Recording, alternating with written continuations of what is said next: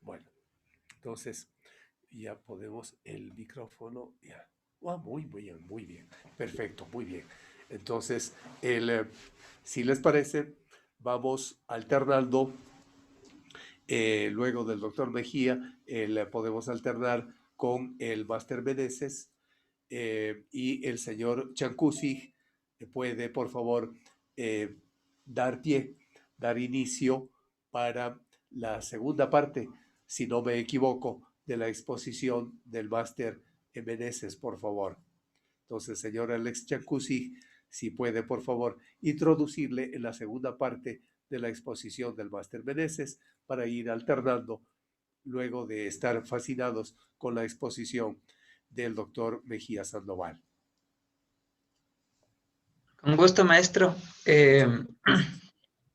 Sí, a continuación, nuestro compañero de estudios musicales, el máster Juan Eduardo Meneses Delgado, explorará los conceptos expuestos en los territorios estudiados de Otavalo y de Cotacachi, contextualizando sus especificidades históricas, culturales y geográficas. Su exploración se adentrará en el campo de análisis comparativo y de las expresiones artísticas del Inti Raymi en estos dos territorios. A continuación, tenemos la fortuna de escucharlo. Gracias. Gracias.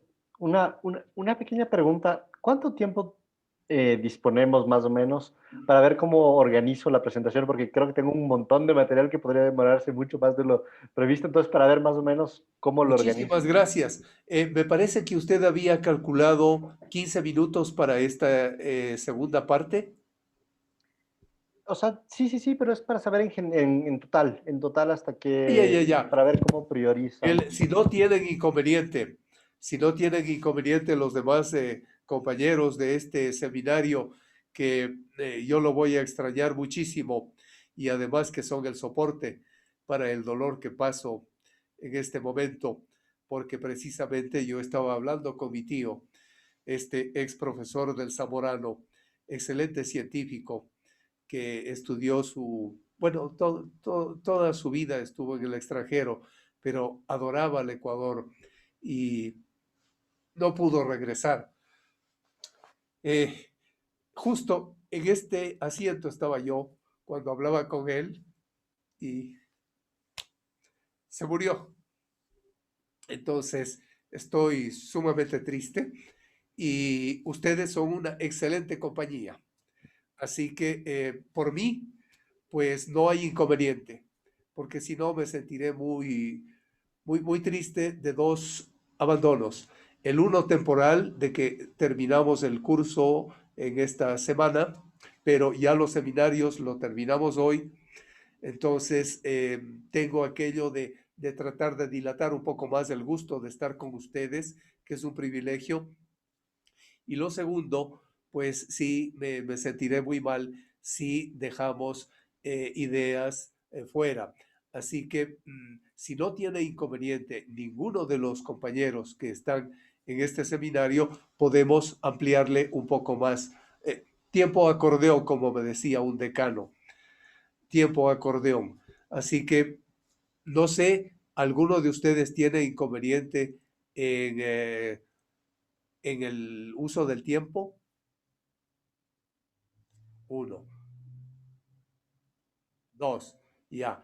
La señorita Córdoba tampoco tiene inconveniente en el uso del tiempo, me imagino, porque ahora hizo un esfuerzo gigantesco en viajar de una provincia a otra, pero ya llegó a su casa. Entonces me imagino que podría estar un poquito más de tiempo aquí y ayudarnos también con su presencia, con su visión de la cultura otavalo, etcétera, y su traducción. Porque ya les he de contar, hablando de lenguas, el quichua se parece bastante a la lengua de mis antepasados. Se parece muchísimo al euskera, al de la patria vasca. Se parece mucho.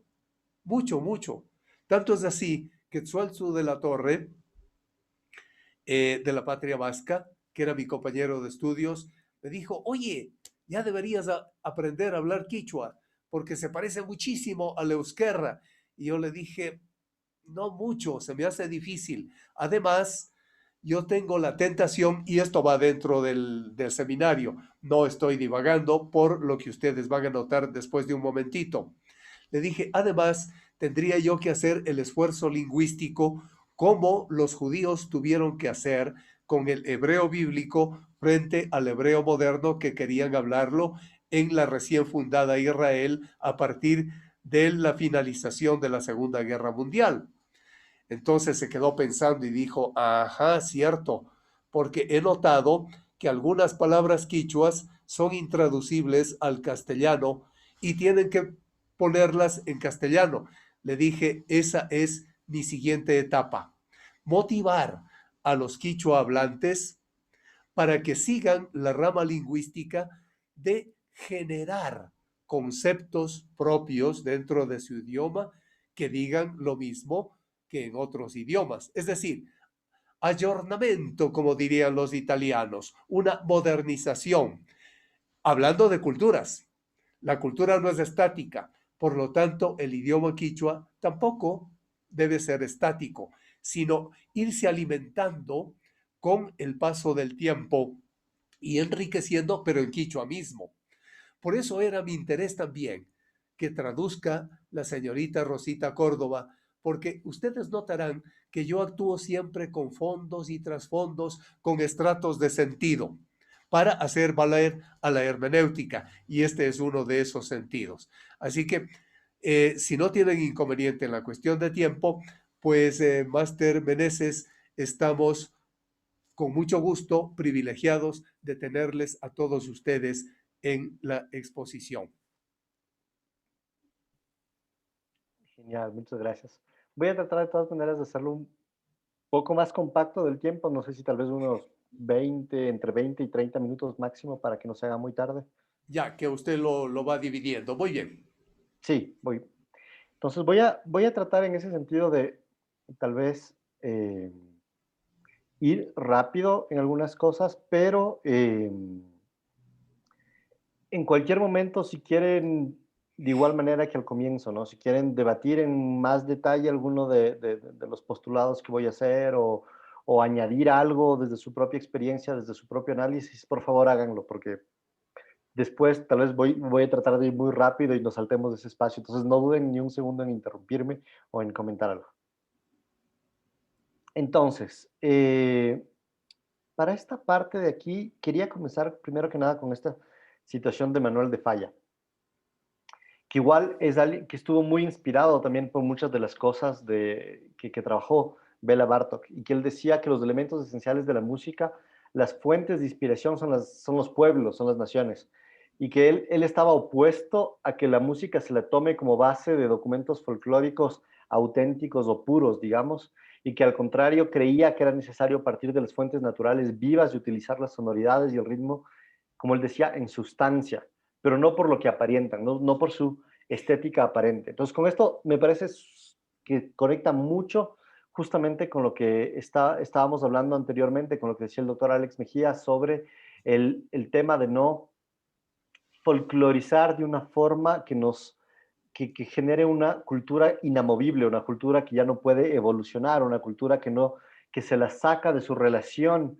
con el entorno, justamente de estas perturbaciones de las que hablábamos, y una cultura que tal vez, si no, estamos actualmente en una tensión, y es lo que quiero justamente proponer al debate al final de la presentación del caso comparado. Hay tensiones entre esa folclorización y esa producción cultural hecha para el consumo, para el turismo, hecha como mercancía, y las raíces que le dan sentido dentro de su contexto histórico, ¿no?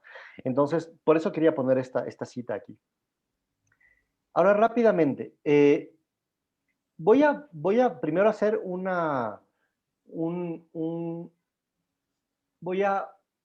breve resumen de lo que podría ser un itinerario histórico para entender el significado del Inti Raymi dentro del concepto de la resistencia indígena. Y para esto me voy a basar en una conferencia que se hizo el año pasado, que fue una conferencia dada por Ariruma Cowi, que es un profesor de la Universidad Andina, poeta quichua, y es profesor en el y espiritualidad del Inti Raymi el año pasado. Entonces, ahí, cuando les pase esta presentación, ustedes van a tener ahí el link hacia esa conferencia si quieren verla en detalle. Pero voy a retomar algunos de lo central que fue dicho en esa conferencia, ¿no? Entonces, primero que nada, está el hecho de entender justamente el Inti Raymi en un contexto de resistencia. Entonces, ¿resistencia frente a qué? Primero, aquí me gustaría hablar mucho de esto del proceso de aculturación, ¿no? Uno de los procesos más importantes y de los pilares que se trabajó en el momento de la colonización de nuestros pueblos tuvo que ver con el tratar de cortar ciertas de las raíces culturales o de las herencias culturales que podían ser un impedimento para la evangelización de nuestros pueblos, ¿no? Entonces, quería hacer quisiera hacer un breve resumen histórico de cómo fue este proceso y cuál fue la respuesta del movimiento indígena frente a esto, ¿no? Comenzando desde muy pronto, ¿no? En 1545, 1549 se dan los primeros decretos en torno de la prohibición de las festividades indígenas, puesto que esto ya se vio como una primera necesidad para el proceso de colonización. En 1551 se ordenó, y todo esto estamos hablando en base de documentos oficiales, ¿no? No fueron órdenes informales, sino documentos oficiales, ¿no? Hubo una orden de quemar y destruir lo que se llamaban ídolos y santuarios indígenas, sobre los cuales muchas veces se construyeron las iglesias, ¿no? Si ustedes ven, muchas de las iglesias construidas, hay análisis muy famosos, ¿no? De cómo persisten bases de santuarios indígenas y por encima todavía se ve la diferencia entre la arquitectura de la base indígena y la construcción colonial de una iglesia, ¿no? Eso se lo encuentra mucho en nuestro país. Creo que en el Cusco hay unos ejemplos muy emblemáticos de esto también.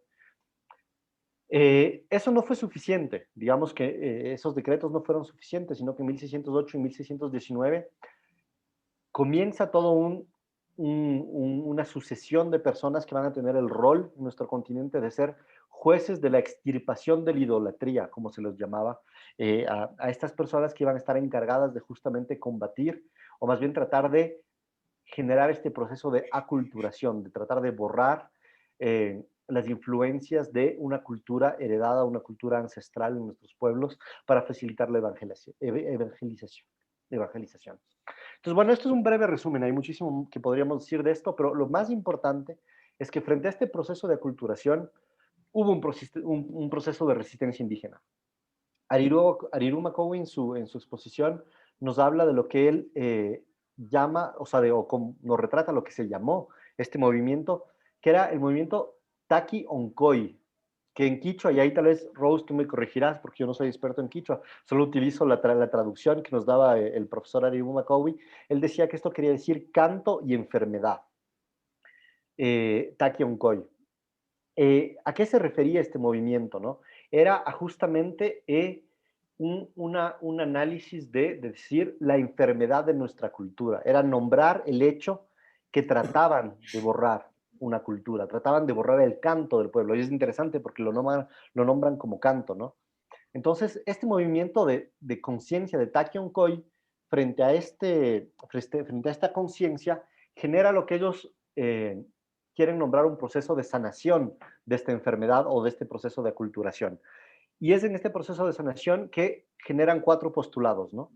El postulado de resistencia en términos de hablar quichua, de mantener la lengua y hablar quichua entre ellos, entre las comunidades. El proceso de retornar a las huacas, perdón, está mal escrita, que son los lugares sagrados justamente. El hecho de no perder su gastronomía, de alimentarse de su gastronomía, y un proceso de ayuno. El proceso de ayuno tiene que ver con este proceso de sanación, ¿no? Entonces, este concepto de Taki Onkoi se convierte en un movimiento que es liderado por los amautas, por los sabios de las diferentes comunidades, y es muy interesante porque se lo ve como un rito de paso. Es decir, para que la gente llegue a integrar este movimiento de resistencia, tenían que hacer un proceso de ritual de sanación, que era hacer un ayuno, hacer todo un proceso de limpia, digamos, ¿no? Y esto va a ser muy interesante, lo vamos a mencionar más tarde, porque en el Inti Raymi en particular, hay varias festividades, ¿no?, relativas al sol, pero el Inti Raymi en particular tiene una noción muy fuerte de sanación y de limpieza. Hay un momento, y ya lo vamos a explicar más tarde. Entonces esto entra en mucha resonancia con este movimiento indígena de resistencia en términos de sanar esta enfermedad del canto, en un proceso de sanación que finalmente se traduce en una resistencia al proceso de aculturación de la colonia, que lo que quería era evangelizar, ¿no? Como un proceso de facilitar la resistencia. Un breve mención a esto en la rebelión de Túpac Amaru de 1780-1783, que fue una de las principales rebeliones indígenas.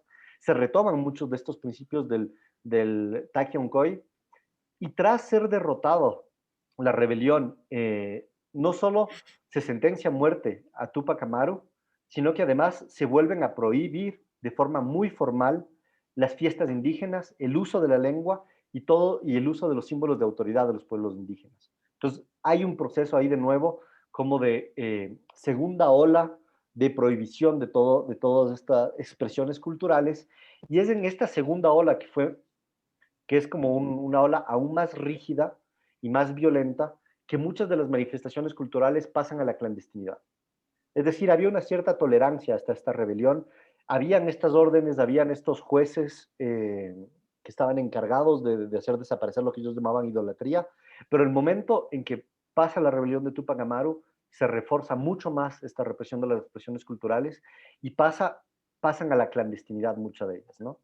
Es en este momento que las expresiones culturales van a pasar a una estrategia de lo que se llama el sincretismo, ¿no? El sincretismo, lo que se puede definir el sincretismo es una hibridación o una amalgama de dos o más tradiciones culturales. ¿Cómo se traduce esto? Simplemente es mezclando ciertas de las tradiciones ancestrales a ritos católicos, porque era justamente este proceso de evangelización y de colonización basado en el eje católico el que trataba de aniquilar la otra cultura. Entonces, el proceso de resistencia es mezclar los diferentes ritos para que no desaparezcan del todo los ritos indígenas al ser mezclados con los rituales católicos, que en realidad tuvo una gran tuvo una gran victoria este proceso de sincretismo, puesto que dejó viva mucha de la cultura indígena y se dejaron de usar estos formalismos de prohibición a partir de esta estrategia. No se los volvió a usar porque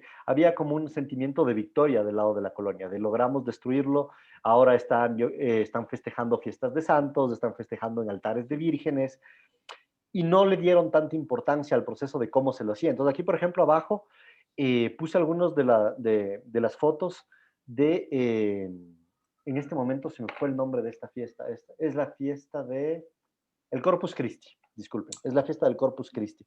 Y aquí puse algunas imágenes, la de la izquierda es en Cusco, es en el Cusco, de la derecha es aquí en Ecuador, que además integré muy secretamente un pequeño elemento ahí, si es que pueden fijarse en el de la derecha, que va a hablar un poco de la tensión de la que quiero hablar más tarde, que es esa botella de Pilsener y de venta al final, que tiene que ver también con lo barroco de lo que nos encontramos entre la mercantilización, entre el colonialismo y la resistencia indígena, ¿no? Que habla un poco de todo eso, ¿no? Entonces, bueno, rápidamente, paso rápido en esto para no darme mucho tiempo.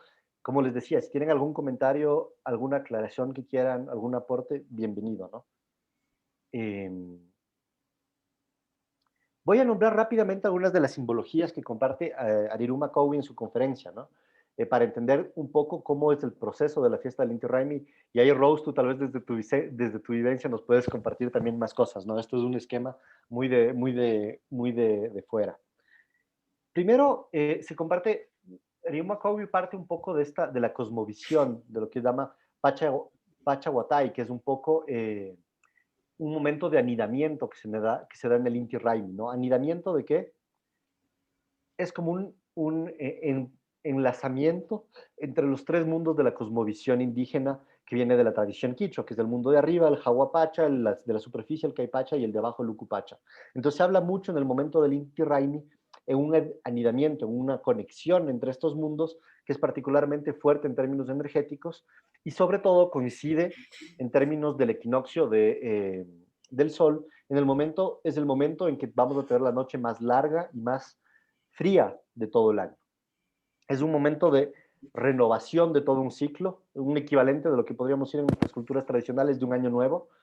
Comienza un nuevo año en este momento Y en esta noche del 21 al 22 de julio se va a dar este momento de la noche más larga y más fría y este momento de una gran intensidad y concentración energética, ¿no? Entonces, en este momento que tradicionalmente se da lo que se llama el Armaituta, que es el baño, la purificación, que es la purificación previa a la fiesta en el sentido propio del Inti Raymi. Y es todo este proceso previo al baño nocturno se lo da a través de música, se lo da a través de baile ya. Hasta antes del momento de la gran fiesta del Inti Raymi, el momento preparativo ya está ligado a la fiesta, ¿no? Entonces aquí solo les recuerdo un poco todo el movimiento histórico de resistencia que nombraba la resistencia en términos de sanación frente a una enfermedad, ¿no es cierto? Lo que decíamos, lo que decía el canto, la enfermedad del canto, la enfermedad de la cultura, que se refería a este proceso de aculturación, toma particular importancia en este momento de la Armaituta, que es el baño purificador. Hay un momento hay un paralelismo muy fuerte entre esta purificación y esta forma de nombrar la resistencia indígena, ¿no? Después ya en términos prácticos, esto digamos, por eso lo pongo en la parte de arriba, ¿no? Es como la cúpula simbólica. Y en términos prácticos, ¿cómo se traduce, no? La música y la danza, que tiene una base en el ayu, que es el concepto de familia extendida, digamos, familia ligada por el territorio, ¿no? Por la comunidad, digamos, la comunidad que está ligada a una tierra, no es solo la familia de sangre, sino la familia de un territorio. Es el momento que se comparte en la pambamesa, es el momento colectivo, ¿no? Que decíamos estaba muy ligado a todos los bailes campesinos también en otros lugares del mundo, ¿no? Hay el momento del tincuy, que es como la confrontación, no recuerdo, no creo que era esa la traducción exacta y tal vez Rose me corregirás, pero es como este sentido de confrontación. ¿Y cómo se expresa esto en el Inti Raymi? Es la toma de la plaza. Y esta toma de la plaza también tiene un simbolismo muy importante en términos de resistencia indígena, porque significaba retomar las plazas que muchas veces fueron estos territorios de los cuales eran, digamos, territorios sagrados, eran estas huacas de las que estábamos hablando anteriormente, que muchas veces fueron destruidas, fueron quemadas, se construyeron las plazas centrales de las ciudades coloniales en estas plazas, y el momento de Tincuy es retomar la plaza. Entonces bajan las diferentes comunidades del campo a tomar la plaza, que es como retomar su territorio, ¿no? Esta confrontación no solo tiene el sentido histórico de resistencia, sino que de resistencia indígena y de retomar el territorio, sino que también tiene un símbolo de desfogar toda la tensión que se ha ido acumulando durante el año para purificar justamente, ¿no? Para hacer esta purificación, esta limpieza. Entonces es ahí que muchas veces surgen enfrentamientos en el momento de la toma de la plaza. La toma de la plaza puede llegar a ser violenta, lo vamos a ver en algunos videos, porque se trata de sacar todas las tensiones. Es decir, se han acumulado tensiones que pueden ser entre familias, entre personas, entre comunidades, y en esta confrontación se expresan esas tensiones, pero ya terminan siendo purificadas, ¿no? Al expresarse. Y finalmente está claramente este aspecto del sincretismo, ¿no? El hecho de que se festeja el Inti Raymi, pero también se lo llamó San Juan para disfrazarlo detrás de una fiesta católica. Se utilizan altares, pero los altares tienen una simbología muy fuerte ligada a la cosmovisión indígena, con piedras de poder que vienen de los diferentes yachak, con ofrendas, tanto en términos de alimentos característicos de los territorios, a veces en términos de otros símbolos indígenas que se expresan ahí también. Hay algo que es interesante, solo lo menciono como anécdota. Si ustedes ven este tema de las piedras y el sincretismo que se ha logrado con las piedras de poder, que teóricamente, que tradicionalmente fueron las piedras de sanación y de limpieza, ustedes lo van a encontrar en muchísimas de las pinturas, por ejemplo, que vienen de la época colonial. Ustedes van a ver, a veces hay vírgenes o santos que son representados con una piedra en la mano, que es parte de este sincretismo. Y si vamos más cerca de nosotros, si ustedes ven algunos de las pinturas de Guayasamín, ustedes van a ver una postura muy frecuente en las pinturas de Guayasamín, que es una mano aquí, alzada, como sosteniendo algo que también simboliza esta piedra y simboliza este sincretismo. Que muchas veces, por ejemplo, el Inca era enterrado así, era enterrado con una piedra ubicada de cierta manera para tener una conexión con el sol, ¿no? Entonces ahí este sincretismo está muy presente en la fiesta, justamente para que esta fiesta no llegue a ser prohibida, ¿no? Y que pueda seguir dándose lugar. Les dejo unas rapidísimas referencias de análisis interpretativos de las manifestaciones musicales. Ahí está el enlace que ustedes van a poder ver en el link que está puesto ahí abajo. Es toda una tesis de una persona que se llama Juan Muyo Sandoval, que hace todo un análisis de la música patrimonial en el Ecuador. Aquí resumo a muy grandes rasgos cuáles son algunas de las conclusiones, ¿no? Una de las conclusiones es que, o sea, del análisis que se hace, ¿no? En términos armónicos, la música que se expresa en estos momentos tiene en el Inti Raymi y en mucha de la música indígena es una armonía pentafónica que no hay que confundir con una armonía pentatónica, que la pentatónica tiene una construcción muy particular. Esta es simplemente pentafónica porque tiene 5 sonidos, que son el do, re, fa, sol y la. Van a predominar muchas veces modos menores en esta armonía pentafónica, pero se utiliza a veces modos mayores como modulaciones pasajeras, ¿no? Para añadir tensiones, digamos. En términos de ritmos, en este análisis, el autor pone varias personas que han hecho diferentes análisis y llega a la conclusión de 3 ritmos básicos sobre los cuales se construye todo una diversificación después de los bailes y de la música, que es el yarabí, que es un compás binario compuesto en un ritmo de 6 octavos, el sanjuanito, que es un binario simple en 2 cuartos, el yumbo y el danzante, que es un binario compuesto en 6 octavos. Cuando dice compuesto, él se refiere a notas con puntilla, ¿no? O sea, no son notas que están en el tiempo, sino que son notas con puntilla. Hay una parte muy interesante que les recomiendo leer y que está a partir de la página 50, que es la que puse aquí. Él habla también de un proceso de folclorización desde el comienzo de este sincretismo que se va dando y posteriormente en una segunda fase que es lo que se llama el rescate, digamos, de la cultura, de la música de los Andes, que se da más o menos en los años 70 con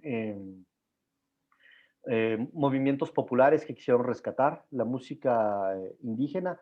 Y él habla que hay un gran contraste entre los instrumentos tradicionales que se utilizaban en nuestro territorio desde hace más de 3.500 años. Y discúlpenme por algunos de los errores de ortografía, no me había dado cuenta que estaban ahí. Pero hay instrumentos que se utilizaban en nuestro territorio desde hace más de 3.500 años. Él habla de instrumentos sobre todo aerófonos, que son de viento, instrumentos de viento, idiófonos, que son muchas veces los instrumentos que tienen una caja de resonancia propia y que golpeamos y que se auto amplifica con esta caja de resonancia. Y él habla de un proceso de folclorización en los años 70, en el cual hubo un proceso de, entre comillas, bolivianización de la música indígena.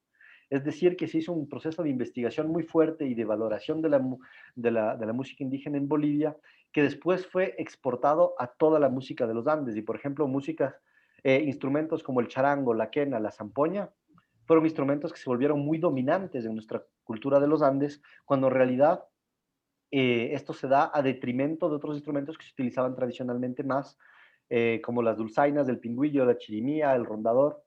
Y ahí hay un proceso también de folclorización interesante, ¿no? Que él retoma. Bueno, esto era solo como para dar unos elementos muy generales del análisis que esta persona hace, ¿no? Y ahora vamos a la parte más interesante. O sea, todo esto es como lo que era necesario para comprender, yo creo, la parte comparativa. Vamos a la parte más interesante de nuestra discusión, que es ya el estudio comparativo entre los dos territorios, ¿no? Primero que nada, ¿por qué ha sido tan interesante esto? Vamos a hablar rápidamente un poco de el territorio de Cotacachi, ¿no? ¿Cómo podría yo caracterizar rápidamente este territorio? Y de nuevo les digo, rápidamente podríamos pasarnos una hora hablando de esto, pero el territorio de Cotacachi podría caracterizarse como un ayo tradicional ligado a la tradición inca. Hay muchos estudios antropológicos que se han hecho en el cual hay una gran influencia de la tradición inca en el territorio de Cotacachi. Como ustedes saben, parte del proceso del imperio inca, de su dominio, también fue en ciertos momentos traer comunidades enteras, por ejemplo, del Cusco a otros territorios y viceversa, llevar a gente por ejemplo, del territorio ecuatoriano hacia territorio inca, ¿no? Fue uno de los procesos de mestizaje cultural que se dieron durante la conquista inca, ¿no? Entonces, ¿cómo podría caracterizar esto? Una muy fuerte presencia del layu, realmente ligada a la tierra, es decir, un proceso muy campesino, muy ligado a la producción agrícola de la tierra, se caracteriza mucho por eso, por ese lazo a la tierra y a la producción agrícola, la cultura de Cotacachi. Hubo un proceso muy fuerte que impactó mucho a estas comunidades, que fue el proceso de las mitas, es decir, el impuesto en hombres que hacía la colonia, es decir, que los diferentes regentes coloniales llegaban cada cierta periodicidad a una comunidad y decían, ustedes tienen que darme un impuesto de, yo qué sé, 15 personas que van a venir a trabajar en nuestros obrajes o en diferentes trabajos que eran parte de las haciendas coloniales de forma obligada y muchas veces nunca regresaban, ¿no? Entonces aquí hay un gran trauma territorial que es muy importante para entender después cómo se expresa la toma de la plaza, por ejemplo, en Cotacachi, que es de esto, ¿no? De comunidades que fueron eh, explotadas a través de su identidad territorial. Es decir, tal comunidad tenía que dar tal persona, tal comunidad tenía que dar tanto número de personas, lo que fortalece en resistencia mucho la identidad comunitaria de cada año, ¿no? Fruto de esto se puede hablar, por ejemplo, una de las organizaciones campesinas más fuertes de todo Imbabura es Lunorcac, que surgió en 1977, que tiene un gran impacto campesino hasta el día de hoy, que dio lugar a cosas como, por ejemplo, el primer gobierno indígena participativo que se hizo en el Ecuador, que fue justamente en el municipio de Cotacachi, que tuvo experiencias muy interesantes. Yo justamente estuve estudiando ese proceso. Después se perdió una parte de este primer impulso interesante, pero que es un ejemplo, ¿no?, de esta tradición que existe en el territorio de Cotacachi. Frente a esto, es muy interesante analizar la cultura ancestral de Otavalo. Y aquí volvamos a una parte muy material de la zona. Hay que hablar de los nichos ecológicos en la zona del norte del Ecuador. ¿Qué podemos decir por esto de los nichos ecológicos? Los nichos ecológicos son zonas de biodiversidad muy específicas en las cuales crecen ciertas plantas, ciertos animales, todo un ecosistema particular. Y sucede que en el norte de Ecuador tenemos la particularidad de que hay muchos nichos ecológicos diversos, diferentes y muy cercanos en toda la zona de Imbabura. Eso, por ejemplo, es muy diferente en Perú. Una de las razones por las cuales surge el imperio inca como surge es porque tenía nichos ecológicos muy lejanos y para poder diversificar temas como el alimento, se necesitó una gran infraestructura casi similar a un Estado moderno, una gran organización social para poder tomar provecho de los diferentes productos. Es decir, había que recorrer cientos de kilómetros para obtener pescado, había que obtener cientos de otros kilómetros para obtener otro producto necesario que era muy vital para la alimentación. Entonces eso significó una gran organización social centralizada, por ejemplo, en el Imperio Inca. En cambio, en Otavalo, al tener los nichos ecológicos tan cercanos, no se dio ese tipo de organización social, sino que al contrario, eran los diferentes ayllus en cada uno de estos nichos y hubo esta particularidad de que hubo esta cultura mindalae. Mindalae quiere decir comerciante de cierta manera, que se especializó en hacer el intercambio entre estas diferentes comunidades. Es decir, iba entre la comunidad de Cayambe a la comunidad que estaba cerca de Cotacachi, que iba a ir a otra comunidad en otro lugar, y eran como comerciantes, que tenían sus propias tierras, pero también se especializaban en ir de forma nómada entre las diferentes comunidades comerciando. Esto tuvo una gran incidencia en la cultura de Otavalo. Como ustedes saben, hay una gran cultura comerciante en Otavalo, no solo por este primer hecho que es previo a la colonia, sino que durante la colonia los colonizadores se aprovecharon de esta característica del pueblo de los pueblos asentados en la región de Otavalo para utilizar muchas veces a estos pueblos como intermediarios. Eran estos pueblos los que servían como intermediarios para el comercio. Es por eso que el mercado de Otavalo es tan importante en términos de atraer diferentes productos de la zona, por ejemplo. ¿Y cuál es el resultado de esto? Es que dentro de la cultura de comerciante que se desarrolla en este momento hay una muy rápida adaptación a una cultura capitalista del comercio también en Otavalo. Entonces hay se crea una burguesía indígena comercial en ese momento en torno de varias cosas, no, principalmente en torno de textiles que se producen de forma masiva en este sector y que se comercian, ¿no? Como ustedes saben, hay una gran tradición de migración, no solo en el Ecuador, sino fuera del país, de justamente muchos de las familias que vienen del sector de Otavalo en esta lógica comerciante, ¿no? En esta lógica de ir hacia el mundo a vender los productos que tradicionalmente se producían.